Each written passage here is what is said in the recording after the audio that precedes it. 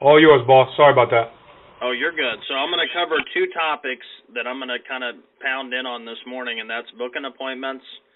And the second would be how to take a mortgage protection lead with someone that's older, maybe has health challenges, and writing a permanent product on them via our final expense products that we have available. So first thing I want to say, though, before I get into that is, and I feel it's critically important if you're taking notes this morning that you remember this.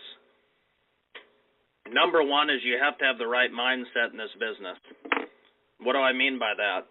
Well, I mean that your thinking has to be right. In other words, when you sit down to make telephone calls, you know, when I call people on the phone, I'm like a robot. Like I am calling you up and telling you I'm bringing you the information. When I go into their house, I'm not there to check their interest level. I'm there to move a product and help their family. That's why they send in the form. I don't care if it's a web lead, telemarketing lead, direct mail lead, final expense lead. It doesn't matter. They send in a request, so they do have a need. It's not a matter of whether or not they need it or not. It's a matter of how are you going to kind of maneuver and talk to them and figure out what their need is so you can try to fill it. So if you're in the habit of feeling like you're going into the house and asking them or feeling skittish, like they're doing you some kind of a favor by letting you in their house, I would encourage all of you to develop the mindset to understand that we're dealing with people that are asking for our help, okay? And as Mark said, understand this is a business. I mean, this is we sell insurance. We there's two things we do. We hire other people that become agents with us, and we also go out and sell insurance ourselves. That's how we get paid to do those two things, and I feel that we do those things better than anybody else, okay? And understand this. This is an activity business. Like, we can teach you, I can spend all morning talking to you about how to book appointments and how to run appointments, and Mark can do the same. But unless you're willing to put the work and the activity behind it, it's useless. Like, it has no value. So I would just encourage all of you to understand that you need to figure out for your family what it is that you're set out to accomplish with us and then execute appropriately to make that happen. And what I normally tell our agents, and I firmly believe this, is that you need to book a minimum of 12 to 15 appointments a week, minimum. I really like to see people booking 15 to 20 appointments. But if you're full-time with us, in my mind, you should have at least 12 to 15 appointments minimum for the week. And why do I say that? Because it's an activity business and it's a numbers game. In other words, you can't beat the numbers and the numbers can't beat you. If you have enough appointments and sit in front of enough people, you're going to write insurance and you're going to help them. I love what Matt Smith said, and I always have taught our agents this over and over again, that 20% of the people that you meet with are not going to buy anything from you. They're going to no-show you. They're not going to buy insurance from you. It's just the way it goes, okay? 60% of the people that you meet with are going to buy from you if you deliver a quality presentation, and 20% of them will lay down. I mean, you go in and they have a check, stuck to their forehead and they're ready to do something. But you need to remember that the 60% column is where you need to become good. We're not just out there looking for laydowns, people that just walk in and they're ready to write a check. You know, the 60% block of people that you meet with is where we need to hone in our skills and become better at what we do. But you've got to make sure you're doing activity. And I told Mark this morning, like I tell a lot of our agents, if you're full-time, it's 12 to 15 appointments. In other words, our agents understand, for the most part, that if they run 3 appointments in a week, they're not calling me on the phone to complain because they haven't earned that right.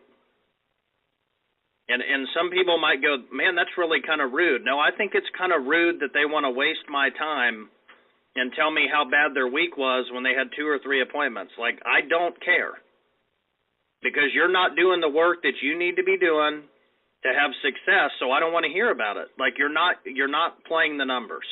Now, if you're part-time with us, just cut that number in half. Run 6 to 8 appointments. But you've got to make sure that you're booking appointments. Without that, I can't, sometimes when we hire a new person or have an agent go out and they have 4 appointments for the week or 3 appointments and they sell every one of them, I almost rub my head, Mark, oh, God, I almost wish they would have blanked and not sold every one of them they went into, because now they have that precedence. They think that's just the way it is. I'm like, that's not the way it is. You just had a strand where you had a bunch of people where you could move a product. I mean, you've got to make sure you're playing the numbers week to week. So, and I think the common denominator of a lot of successful people with us inside of the Family First Life umbrella, if you will, all the successful people writing a lot of business run a lot of appointments. If I were to ask Mark Mead or Matt Smith or Bill Martin or anybody that's writing a consistent amount of production week to week, I would dare say that their appointment count is very high and it's falling within the parameters of what I recommend. So I'm not going to spend a lot more time talking about that. I'm just going to tell you need to have the right mindset and you need to make sure that you're doing the activity necessary to be successful, okay? There's a lot of stuff in life that you cannot control, but I can tell you that's one thing you can control is your schedule and making sure you're keeping your calendar full. So enough with that. I'm going to move on to phone script. My phone script is very, very simple. I'm not sure how you all do it, but I'm sure it's similar. When I call to book appointments, I simply mark it. Or can you hear me okay? Yes, sir.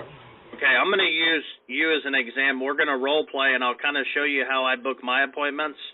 And Great. Mark, you can throw anything at me you want. It doesn't matter, but I'm just going to call you and book an appointment, and we'll go from there. So ring, ring. Hello? Hello, Mr. Mead? Yes. Mr. Mead, this is Rob. I'm with the Mortgage Protection Department. I'm a field underwriter that was assigned your paperwork. You had mailed in a request for information about protecting your mortgage in the event of a death or disability. You had your height as 5'10", your weight is 180. You were born March 7th, 1977, and you're a non-smoker. Is that correct? Yeah, I don't know how you got all that information, though. Okay. Any health issues at all, like cancer, heart, stroke, anything? No. Okay. And do you take medication for anything at all, Mark? Why do you need to know all this? I'm just confused. In a form. Like, do you take medication like high blood pressure, diabetes, anything like that? No, I don't take any of that, no. Okay. And I have you at 1516 Smith Street. Is that correct? Yeah, that's correct. Okay. My office is in the Dayton, Ohio area, and I'm going to be in your area on Thursday, and I'm going to bring by the information to you. It takes about 15 to 20 minutes. Are you normally home in the morning, afternoon, or evening? I'm not sure if my wife sent this in or not. I think we took care of this already. Okay. Yeah, actually, I didn't see your wife listed on here. What's your wife's date of birth, Mark? February 20th, 1971. Okay. And is she a non-smoker also? Yeah, she's a non-smoker. All right. No health issues? No cancer, heart, stroke, diabetes, nothing like that? No, nothing like that. Again, I'm confused on why this is important. It's just a form you send in about protecting your mortgage, and I have to bring out the information to you. It takes about 15 to 20 minutes. On Thursday, are you two normally home together, like morning, afternoon, evening? Evening. Okay. Thursday I'm extremely booked, but I've got an opening I could do around 6:15 or I could do around 7:30. Which of those would work better for you? You have to come to the house? Yeah, I'll come to you. You don't have to come to me. Would 6:15 or 7:30 be better? Takes about 15, 20 minutes. 7:30. Okay, Mark, all I'm doing is bringing you by the information. I just need to verify you're not in a wheelchair, you're not on oxygen. When I get there, I'll have the paperwork that you sent in, and as soon as you see it, you'll remember it right away. But I'll see you at 7:30 on Thursday. Make sure your wife is there. It takes about 15, 20 minutes or so. I'm just going to ask you a few questions, show you what's available, and whatever you do with it's up to you. All right? Okay, great. Okay, my point is when I book an appointment, I'm always going to remain in control at all times. In other words, you will not get control of me over the telephone. Like, my mindset is when I book an appointment, if Mark attempts to keep interrupting me, he will not win. Like, the lead will go, Mark, here's the way I feel about it. I don't care if the lead costs me $50, $60. Before I'll let you get control of me over the phone, I'll throw the lead in the trash. Because the minute I start doing that, I become weak, and that starts becoming my habit, and I'm not going to do that. Like, when I call you on the phone, you're going to shut up and listen to what I say, and we're going to book an appointment, and I'm going to bring you the information, and that's that. I mean, I'm not trying to be rude, but they send in the form, so I'm not going to call them up and be Mr. Nice Guy and accommodate everything that they say. And oftentimes with new people, when you call people on the phone, the minute they start giving you an objection, like Mark said to me, well, I don't know what you're talking about, or I don't know about this or that, that can be an inlet into a door where all of a sudden you start getting objection after objection. Like, you go, well, it's a form you sent in. Don't you remember that? Like, notice that I don't say that. Like, when I call Mark on the phone, I immediately verify whatever information I have on that lead sheet right away. If all I have is their date of birth and they're a non-smoker, I'm going to verify that before they have a chance to say anything at all, because it gives me instant credibility. In other words, when I tell Mark that he's 5'10", 180 pounds, born March 7, 1977, and a non-smoker, I've got his attention, I promise you. Because I didn't come out to his house and put him on a scale and check his height. I mean, he knows right away that this is something he inquired on. Okay? But understand that people are programmed to act like idiots. It's just like if you go on a car lot and somebody walks up to you and says, can I help you? We say to them what? I'm just looking. I mean, come on. How often do people just walk a car lot because they have nothing better to do? They would love to have a car there. That's why they're there. But we're programmed to say, I'm just looking. Just like when you call them on the phone, they're programmed to say, oh, I already took care of that. Oh, I'm not interested in that. Oh, I never filled that out. It's just a bunch of smoke. It's smoke. And I ignore it. Like, it doesn't matter what Mark's objection is. I'm going to get my point across, and I'm going to bring him the information, because understand, the magic happens when you walk in the door.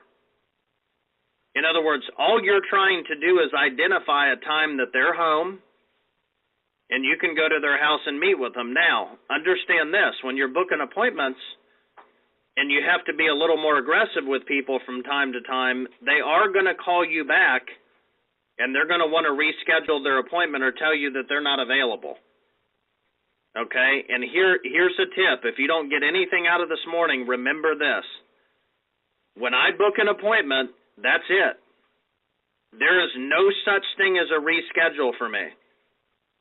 Like, once the schedule's booked, it's booked. They can call my phone 18 times to cancel, and I'm showing up.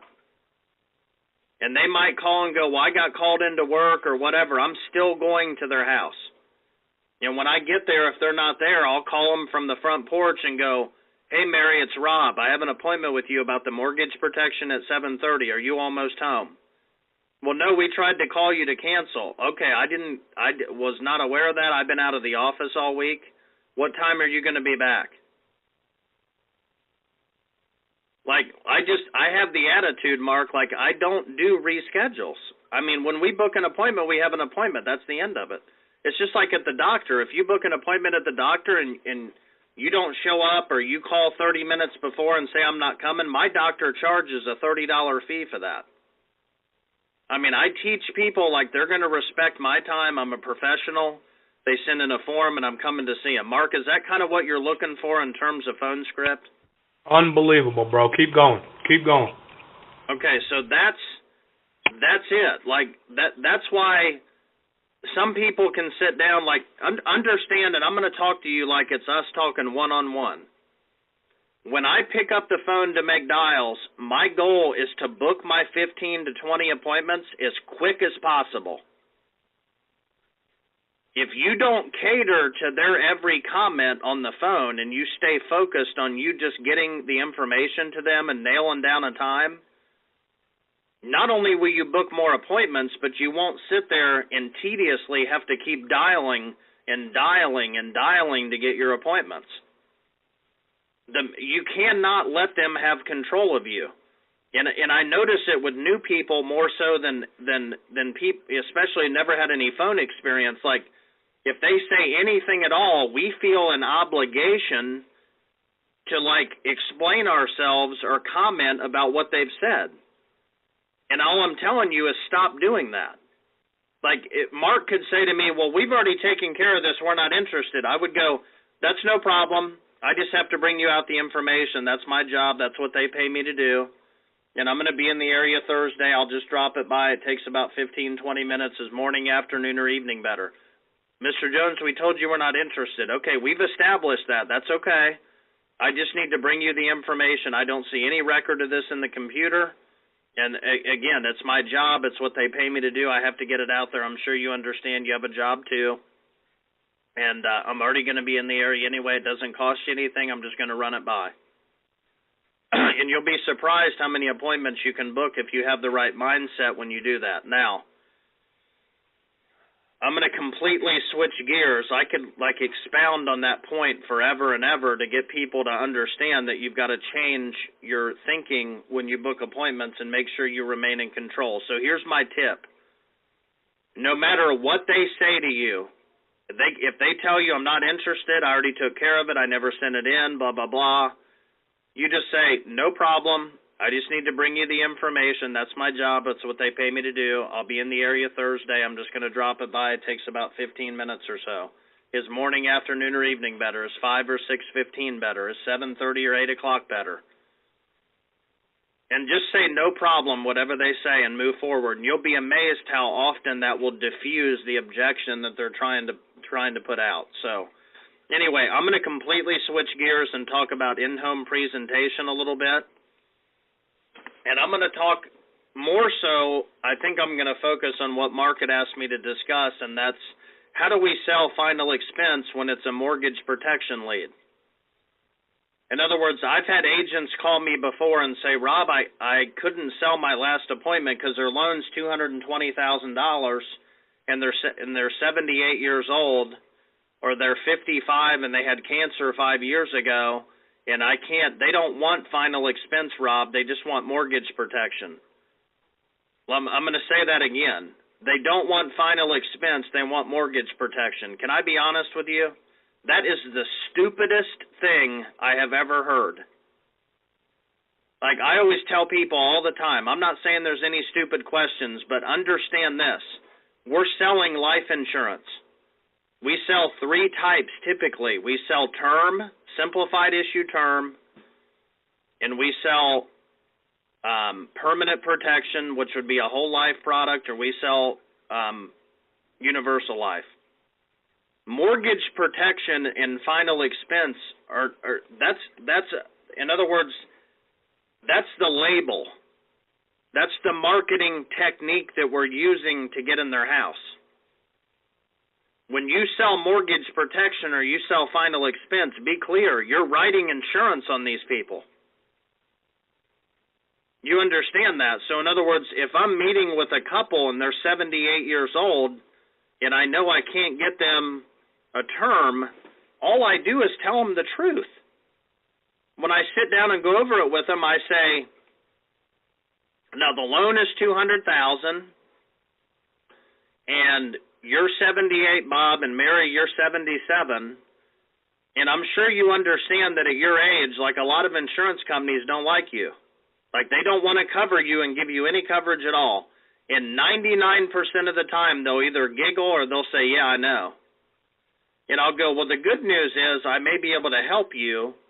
I just need to look at a couple options. I'll say, but understand that I don't feel like trying to cover the whole loan would be a really smart thing to do. I don't feel like financially that would make a lick of sense. So I think what I'm going to do is look at just trying to create a bucket of tax-free money that if something happens, it's enough money to cover payments on the property for a while, until you can figure out what you're going to do and maybe sell it and take the equity and get something else. Or maybe it could be that you use it as a down payment to put on the house to refinance it to reduce the monthly expense. I say I'm just trying to cover anywhere from 10% to 100% of the loan. I'm trying to help you create a bucket of tax-free money to help your family if something happens. Okay? Just understand that, again, mortgage protection and final expense, that's the theme. In other words, you would never say, I can't write mortgage protection, I can write final expense. You just write a permanent product on them, like I just had an appointment. Here's an example. I went into their house, her house. She was 70. I have the app on my desk. I'm getting ready to, let me see if I have it here. I'm going to tell you a live example.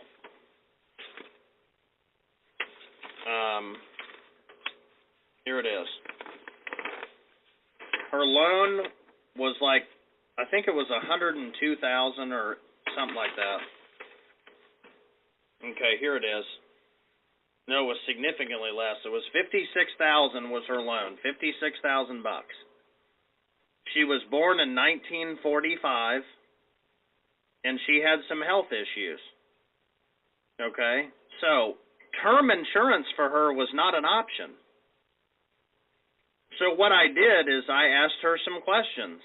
Does your family plan to move into the house when you die? She said no. They'll probably sell it and just get whatever they can get out of it.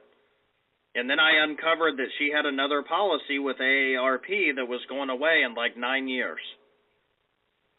So I wrote her a $20,000 permanent product for $97 a month. Now, some agents would have gone into that house, walked out, and said, can't sell it. I can't get a mortgage protection, and that's what they want. We've got to think beyond that. So the way that you do that is when you go in the house, you just prep them for it, and you sell them on why you're going to do it this way. Is I say to them, like, if I'm with Bob and Mary, the first thing I want to identify with them is how much income each of them brings into the household separately, apart from each other. And then I want to know that if they die, how much of a loss are they each going to be faced with? And then I want to know how much life insurance they have in place that's not linked to work. Because if it's linked to work, they don't own it, and I'm not going to count it. And I tell them that. Like, I'm not counting anything that you have at work because you don't own it. I can only count what you own. And then I'm going to write down how much insurance they have.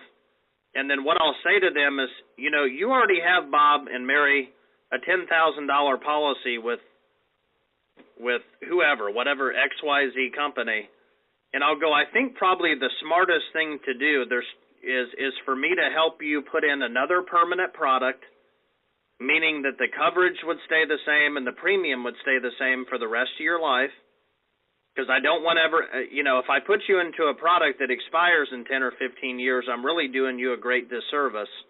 I need to make sure this product goes on for the rest of your life. So what I'm going to do is I'm going to look at a few different options that I feel we could add to what you have now, just to create a larger bucket of tax-free cash to help your family if something happens. I don't care if the loan is $490,000. I've had loans before that are huge, and I've wrote $20,000, $30,000 policy. And if they go, well, that's really not going to help me a whole lot, it's certainly better than nothing. Like, I'll go, you don't think that just broke people take out these plans, right? Because that covers a lot of payments and can put your family in a really good position, and it's tax-free and probate-free. In other words, it's money that your family would instantly have available to help them with the expenses that are coming in instantly. Mark, is this making sense what I'm saying? Oh, my gosh, man. A lot of sense, bro. And I just love your approach. I think the number one thing that I'm getting, and I'm learning, man, I'm writing down a lot of notes, man. And what I told you before we got on the call is that your approach is completely different than mine. But I love how matter of fact you are about certain stuff. Like with the phone script, how you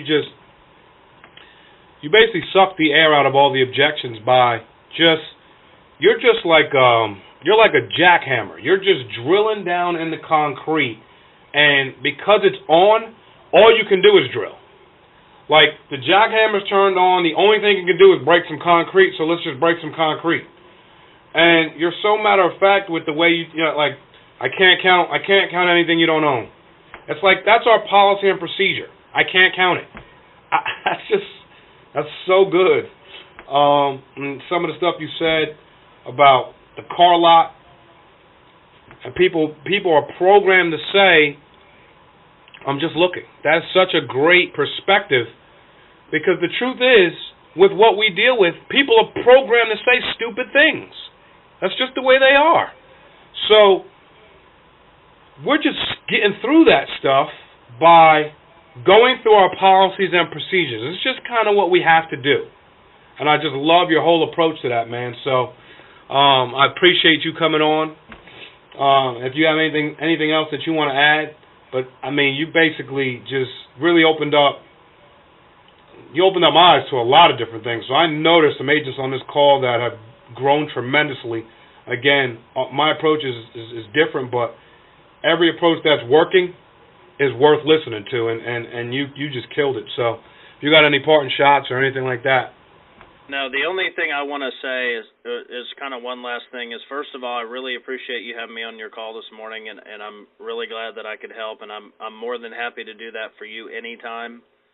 And the second thing is I want to say is as we move forward, like when we hang up the call today, a lot of us are going to understand that you're going to be naturally driven to do what you're comfortable doing. And I would just encourage all of you on the call this morning, please, I would plead with you that when Mark gives you advice or you hop on a conference call and maybe you glean some information from it that you feel could be really helpful, a lot of times people listen and they go, man, that's a great idea, and I think I'm going to try doing this, and then they go right back to doing the very thing that they're comfortable doing, and that's not being aggressive on the phone. It's not keeping control. It's not booking the appointments the way they're supposed to. I would just encourage you to apply what you're hearing and get uncomfortable and listen to what Mark has to say and understand that you can have the same success that he has and a lot of other people have if you're just willing to change. And I know that that's tough. I know that for a lot of you, you know, we were all brought up differently. We all have different ways that we see things and we see life and we see business. But I think if we can all get on the same page and just make a commitment to get uncomfortable and say, you know what, I'm only writing $2,000 a week. I think I'm going to listen and I'm going to change the way that I approach the phone. And what'll happen, and you'll find that your habits will begin to change, your results will begin to change, and your income will begin to change. But it all starts with you taking what you learn and applying it and making the adjustments necessary to find more success. So, Mark, that's really all I have this morning, and I appreciate it. You're the man. Thank you for taking time out of your busy schedule to pour into some more people. You're great. I appreciate it. Guys, there's a conference call with American Amicable on the Home Protector. It's a product we should be writing more of. Get on that at 11 o'clock and learn more on how to do that. God bless you, Rob Jones. God bless the field. Let's have a great week. Take care.